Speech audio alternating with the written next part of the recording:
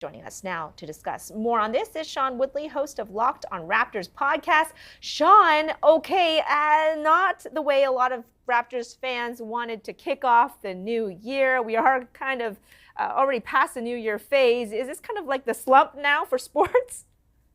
Yeah, I mean, hey, it's perfect timing, right? Kyle Lowry's in town with the Miami Heat tonight. One legend comes to town, send another legend out, right? I guess there's some symmetry to that. Yeah, it's been a weird time. The last 8 games or so have been this sort of like fun, weird in between phase after the OG Anunoby trade, and now there's a whole new team to watch now going forward as well. So, are you optimistic? I want to get your reaction. Do you think this is a good thing? Look, I don't think this is a good bit of business for the Toronto Raptors. I think they practiced patience and they tried to sort of hang on to Pascal Siakam for as long as they could to try to get as good a deal as they could, it seems.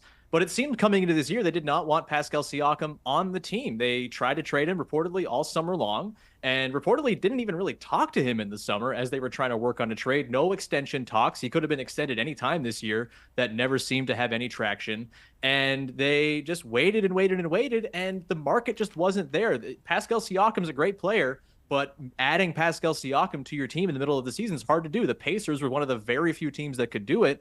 And the Pacers also have all these young players, Andrew Nembhard, Ben Mathurin among them, 2 Canadians. They couldn't even add one of those young, exciting prospects in this deal. They get Bruce Brown, who is probably not going to be around for the long haul, and 3 first-round picks, which are probably not going to be very good picks in a draft this year, 2 of them, that's not considered to be very good. And so it does feel like they waited too long and did not get enough for a player of the caliber of Pascal Siakam when the alternative was right there to just extend him all along. Wow. Okay. Not a great deal in your books, and I can tell, Sean. I gotta leave it there. Sean Woodley, host of Locked On Raptors podcast. Thanks so much for sharing your insights with us.